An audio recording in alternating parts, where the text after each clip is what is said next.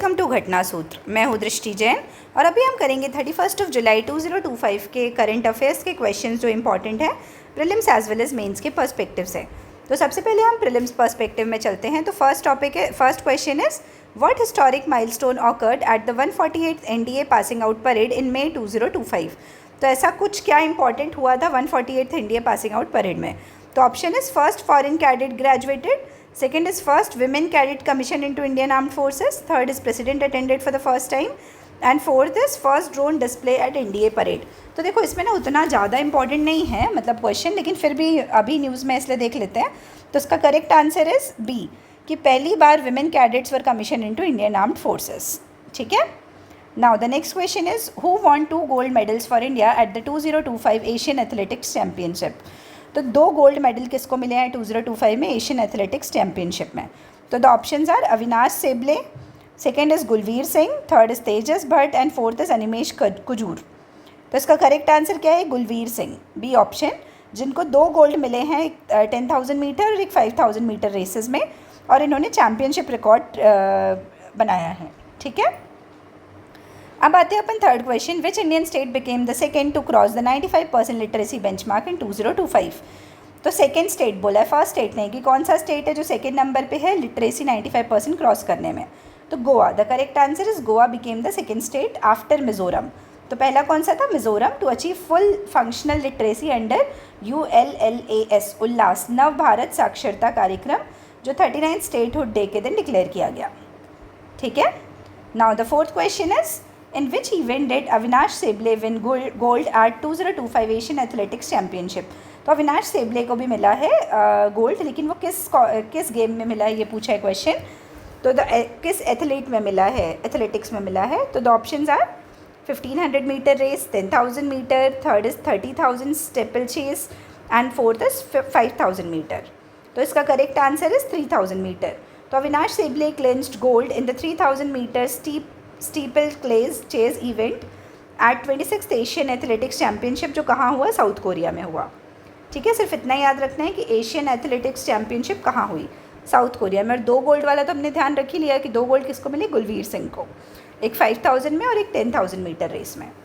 The fifth question is justice Vijay Bishnoi was the chief justice of which high court before elevation to supreme court in May 2025। तो विजय बिश्नोई जी कहाँ के कौन से high court के chief justice थे। तो the options are Rajasthan high court, B is Karnataka high court, C is Guwahati high court and D is Bombay high court. तो the correct answer is Guwahati high court. कौन सा, Guwahati high court before his elevation to supreme court in May 2025। ठीक है, Guwahati high court. अब आते हैं अपन mains वाले topic में। तो मेंस में हमको 2 क्वेश्चन करने हैं। तो मेंस का first question is how did the high cost of nutritious food effect the health of women and children in developing countries. तो बोल रहा है कि जो हाई कॉस्ट है न्यूट्रिशियस फूड का वो कैसे इम्पैक्ट करता है विमेन और चिल्ड्रन की हेल्थ को डेवलपिंग कंट्रीज़ में। तो ये फर्स्ट पार्ट है। Second is what targeted steps can be taken to improve this situation. तो बोल रहा है कि क्या क्या स्टेप्स हम ले सकते हैं सिचुएशन को इम्प्रूव करने के लिए। तो जब हम आंसर में आएंगे तो हम सबसे पहले डिस्कस करेंगे विमेन एंड चिल्ड्रन के न्यूट्रिशन के बारे में इंट्रो में। तो डेवलपिंग कंट्रीज़ में क्या होता है, nutritious diets are often unaffordable for large sections of population. जैसे कि अब FAO की रिपोर्ट ने state of food security and nutrition report में बोला है 2023 की कि over 3.1 billion people globally could not afford a healthy diet. कितने, 3.1 बिलियन, ये बहुत ज़्यादा अमाउंट होता है और ये मेनली डिस्प्रपोर्शनेटली इफेक्ट करता है विमेन और चिल्ड्रन को। तो उसका इम्पैक्ट क्या है, बेसिकली इम्पैक्ट लिखना है तो सबसे पहले है कि मेटरनल अंडर न्यूट्रिशन होता है, क्योंकि जो प्रेग्नेंट विमेन है उनमें यदि न्यूट्रिशन नहीं होगा तो बेसिकली मेटरनल अंडर न्यूट्रिशन, और फिर बच्चों में भी वही फॉलो होगा। तो high food cost result in pregnant and lactating women consuming less protein, iron और फोलिक एसिड। तो ये तीनों लेस कंज्यूम होते हैं, उससे क्या होता है, एनीमिया हो जाता है, लो बर्थ वेट हो सकता है और मेटरनल मोर्टेलिटी हो सकती है। ठीक है। फिर आते हैं अपन चाइल्ड माल न्यूट्रिशन हो सकता है, जैसे मदर को होगा वैसे चाइल्ड को भी हो सकता है। तो inadequate intake of essential nutrients like vitamin A, iron and protein leads to stunting, wasting, micronutrient deficiency, ये सब। ठीक है। फिर आते हैं हम सी, इंक्रीज्ड डिसीज़ वल्नरेबिलिटी। तो जो पुअर डाइट है वो वीकन करती है इम्यून सिस्टम को, making children and women more prone to infectious diseases. तो क्या होते हैं, फिर वो बहुत ज़्यादा प्रोन हो जाते हैं इन्फेक्शियस डिसीजेस के लिए। फिर इंटर जनरेशनल साइकिल की ये जनरेशन टू जनरेशन चलते रहती है। तो malnourished mothers often give birth to malnourished children perpetuating a cycle of poverty. तो विशियस साइकिल डेवलप हो जाती है जनरेशन टू जनरेशन। ठीक है, अब इसकी कॉजेज़ क्या है, कॉजेज़ बोलो या इफेक्ट बोलो, सब इंटरलिंक्ड है। तो first is poverty and income inequality, की पैसा नहीं रहता तो चीज़ें खरीद नहीं पाते। फिर rising food inflation specially post Covid, तो कोविड के बाद और क्लाइमेट शॉक्स के कारण और ज़्यादा फूड इन्फ्लेशन बढ़ता रहता है। फिर poor public food distribution system, तो जो अपना फूड डिस्ट्रीब्यूशन सिस्टम है वो सही नहीं है, पीडीएस वगैरह। फिर lack of nutritional literacy and awareness, कि लोगों को पता ही नहीं है कि हमको कैसा खाना खाना चाहिए, कैसी डाइट होना चाहिए। फिर fifth is gender based disparities in food access within households, तो जैसे देखते हैं ना कि लड़के को ज़्यादा न्यूट्रिशियस फूड दिया जाता है, लड़की के साथ डिस्क्रिमिनेशन होता है, वैसा बोल रहा है। अब इसके लिए हम कर क्या सकते हैं, हमारे सजेशंस क्या होंगे वे फॉरवर्ड। तो सबसे पहले है कि वे फॉरवर्ड में कि हमको सब्सिडाइज़ करना है न्यूट्रिशियस फूड को। जैसे हम न्यूट्रिशियस फूड में जो प्रोटीन रिच फूड है जैसे पल्सेस, एग्स, फ्रूट्स, वेजिटेबल्स, इन सबको सब्सिडाइज़ करना है। कैसे कर सकते हैं हम, पीडीएस और मिड डे मील्स के थ्रू। फिर स्ट्रेंथन करना है न्यूट्रिशनल स्कीम्स को, जैसे इम्प्लीमेंटेशन ऑफ पोषण अभियान, आईसीडीएस जो इंटीग्रेटेड चाइल्ड डेवलपमेंट सर्विस होती है ना, स्कीम होती है।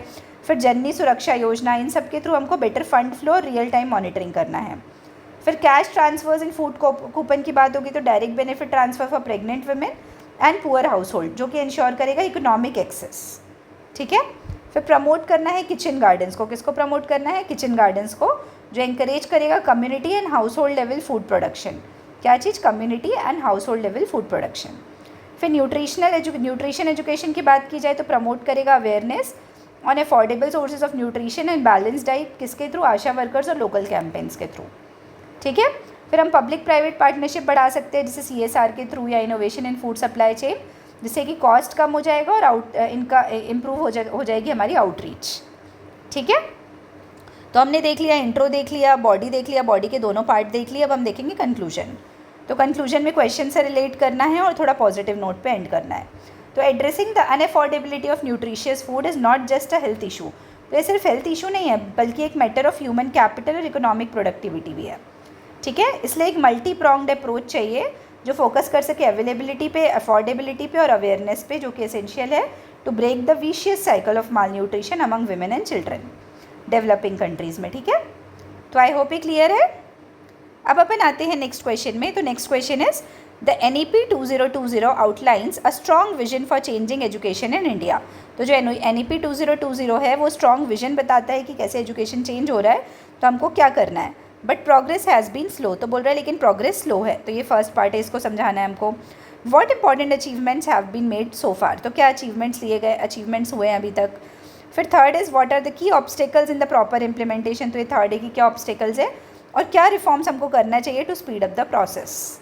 तो ये चार, तो बेसिकली इस क्वेश्चन में चार पार्ट है। तो NEP है तो NEP से शुरू करेंगे, इंट्रो, ये इंट्रो वाला पार्ट है।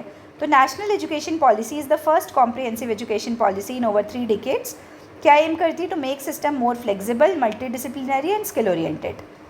While it sets progressive vision, ये प्रोग्रेसिव विजन सेट करती है ट्रांसफॉर्म करने के लिए एजुकेशन को अक्रॉस लेवल्स, लेकिन इसका इम्प्लीमेंटेशन अनइवन है। तो अब आज पहला पार्ट था ना कि अचीवमेंट्स क्या क्या ये बताना है, तो क्या अचीवमेंट्स हुए। तो फर्स्ट इज करिकुलम रिफॉर्म्स, ये अपन ने देखा था आज दिन में कि 5+3+3+4 सिस्टम आया है, जिसमें देखो जैसे अपन नर्सरी से स्टार्ट करेंगे तो क्लास 2 तक तो 5 साल हो गए, फिर 3, 4, 5 इज़ 3, फिर 6, 7, 8 इज़ 3, फिर 9, 10, 11, 12 4, तो 5+3+3+4। ठीक है, फिर फाउंडेशनल लर्निंग इनिशिएटिव्स है जैसे निपुण भारत, तो इसके अंदर फाउंडेशनल लर्निंग की बात होती है जिसमें लिटरेसी और न्यूमरेसी देते हैं फाउंडेशनल लेवल पे ग्रेड 3 तक, 2026-27 तक ये अचीव करना है। फिर हायर एजुकेशन में क्या रिफॉर्म्स है कि एकेडमिक बैंक ऑफ क्रेडिट्स बना है, जिसमें क्रेडिट्स मिलेंगे आपको कुछ specific amount of course complete करने पे। 4 ईयर अंडर ग्रेजुएट प्रोग्राम्स में बेसिकली ये सेलेक्ट यूनिवर्सिटीज़ में लॉन्च किया गया है। फिर मल्टीलिंग्वलिज्म पे फोकस है कि रीजनल लैंग्वेजेस को पढ़ाने के लिए प्रमोट कर रहे हैं। फिर टीचर्स ट्रेनिंग की बात की जाए तो efforts to improve training through Diksha platform, उसके लिए अभी काफ़ी ज़्यादा एम्फेसिस चल रहा है। अब सेकेंड पार्ट था इसमें क्या चैलेंजेस हैं NEP में कि उसके इम्प्लीमेंटेशन में क्या चैलेंज आ रहा है। तो फर्स्ट इज़ कि फेडरल कोऑर्डिनेशन इशू, मतलब बेसिकली क्या है, एजुकेशन जो है कॉन्करेंट इशू है, तो उस केस में क्या होता है सेंटर और स्टेट की लड़ाई चलते रहती है कि किस में क्या इम्प्लीमेंट करना है क्या नहीं करना है। फिर लैक ऑफ फंडिंग, तो अभी भी ना हमारी फंडिंग 2.9% ऑफ GDP है, जबकि जो NEP ने बोला है वो बोला है कि 6% होना चाहिए हमारा टारगेट। फिर ट्रेंड टीचर्स की शॉर्टेज है, क्वालिफाइड एजुकेटर्स नहीं है हमारे पास। डिजिटल डिवाइड है, जैसे unequal access to devices and internet.